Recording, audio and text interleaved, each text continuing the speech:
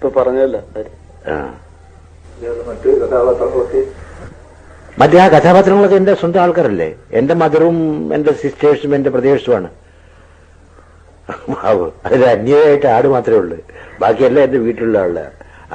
ആ വീടൊക്കെ ഇപ്പോ പരിഷ്കരിച്ച് എന്റെ അനിയൻ അബൂബക്കർ അതെല്ലാം പൊളിച്ചു പണിത് പുത്തൻ വീടാക്കി. ഞാനവിടെ ഒരു വീട് പണിതിരുന്നു. അപ്പൊ അതിന് വാശിക്ക് അവനോടൊന്നുണ്ടാക്കിയതാണ്. കാശഞ്ചെന്ന് വാങ്ങിച്ചാണ്. ബസ് ഈ കൊടുങ്ങല്ലൂരിന് ഇവനേതാണ്ട് ഒരു ഞാനൊരുമാതിരി ചെറിയ ഒരു ഇതുമാതിരിയുള്ള കാലത്ത് എനിക്കറിയാം. ഇവനെയും നമ്മുടെ MT വാസുദേവൻ നായരെയും ഞാൻ വീട്ടിലേക്ക് ഒരു ക്ഷണമുണ്ട്. ആഴ്ചയിൽ ഒരു പ്രാവശ്യം വരിക ഇവർ വന്നാൽ, അല്ല മാസത്തിലൊരു പ്രാവശ്യം വരിക. ഇവർ വന്നിട്ട് ഇവർക്ക് ഉച്ചയ്ക്ക് നല്ല തിരുത പൊരിച്ചതും വെച്ചതും എല്ലാം കൂടെ കൂട്ടി നല്ല ചോറ് കൊടുക്കാൻ വേണ്ടിയിട്ടുണ്ട്. പിന്നെ തേക്കാൻ നല്ല എണ്ണയും സോപ്പും. സംഭവം എന്താണെന്ന് വെച്ചാൽ ഇവർ രണ്ടിനും കൂടെ ഞങ്ങളുടെ ഈ തെങ്ങിന് ചൂട്ടി നിന്ന് കുളിക്കണം. ഇവരുടെ ദേഹത്തുള്ള ഇതുണ്ടല്ല രാസവളങ്ങൾ അത് തെങ്ങിനെ വീഴും. എന്ത് സംഭവം എന്ന് പറഞ്ഞാൽ ഇവനും MT വാസുദേവനും കുളിക്കില്ല. അതെ, ഞങ്ങൾ രണ്ടുപേരും വളരെ വൃത്തിയിൽ നടക്കുന്നില്ല അസൂയോണ്ട് പറയും. അതാ കഴിക്കട്ടെ. ശുഭം. 2 മക്കളുണ്ട്. മൂത്തത് മകളാണ് ഷാഹിന ബഷീർ, ചേന്നമംഗലൂർ ഹൈസ്കൂളിൽ പഠിക്കുന്നു. പിന്നെ മോൻ ഇവിടെ ഏഡൻ നഴ്സറി സ്കൂളിൽ പഠിക്കുന്നു. നമ്മുടെ സർക്കാർ ഒരു 200 രൂപ രാഷ്ട്രീയ പെൻഷൻ തരുന്നുണ്ട്.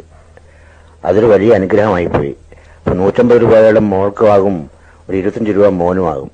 ബാക്കി 25 രൂപ എനിക്ക് സിഗരറ്റ് വാങ്ങിക്കാം. ഇവർക്ക് പശുവുണ്ട്, ആടുകളുണ്ട്, എരുമയുണ്ട്. ഈ എരുമയും ഈ ആടിനെയെല്ലാം വളർത്താനായിട്ടുള്ള ഒരു എന്താണ് നമ്മൾ പറയുക, ആലയോ തൊഴുത്ത് ഒരാലയുണ്ട്. അവർ 3000 രൂപ ചെലവാക്കി ഉണ്ടാക്കിച്ചതാണ്. എന്നിട്ട് പിന്നെ നമ്മുടെ പുല്ല്, വൈക്കോല്, ഓക്കേപ്പൊടി, കിഴങ്ങ് പൊടി, മറ്റേ പിണ്ണാക്ക് ഇതെല്ലാം വാങ്ങിക്കാൻ ഞാൻ കാശ് കൊടുക്കണം. പശുവും ആടിനെയും കറന്നിട്ട് ഇവൾ പാല് വിൽക്കും. പാല് വിറ്റിട്ട് അവിടെ 2-3 മാസ്റ്റർമാർ എന്റെ കഴിഞ്ഞ 2-3 ദിവസം മുമ്പ് ഒരു 70 രൂപ തന്നു. അത് ഇവള് ചോദിച്ചിട്ട് ഞാൻ കൊടുത്തില്ല. ഇവള് പിന്നെ ഇവളുടെ ഒരു ഇഷ്ടക്കാരി ഒരു പെൺ പോലീസിനെ വിളിച്ച് എന്നെ അറസ്റ്റ് ചെയ്യാൻ പോയി. നിറല്ലേടി.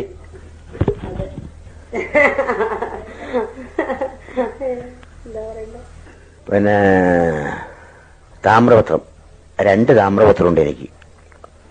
ഇപ്പൊ ഇന്ത്യയിലധികം ആൾക്ക് 2 താമ്രപത്രം കിട്ടിയിട്ട് ആളുടെ ചുരുക്കമായിരിക്കും. ഒന്ന് രാഷ്ട്രീയത്തിനും ഒന്ന് സാഹിത്യത്തിനും. ആ സാഹിത്യത്തിനുള്ള താമ്രപത്രം ഇവിടെ കൊണ്ടും തന്നു ഡൽഹിയിൽ നിന്ന്. നിങ്ങൾ കേട്ടത് പ്രശസ്ത എഴുത്തുകാരനായ വൈക്കം മുഹമ്മദ് ബഷീർ, അദ്ദേഹത്തിന്റെ പത്നി ഫാബി ബഷീർ, ആകാശവാണി കോഴിക്കോട് നിലയാംഗം KA കൊടുങ്ങല്ലൂർ എന്നിവർ പങ്കെടുത്ത സംഭാഷണത്തിന്റെ ഒരു ഭാഗം.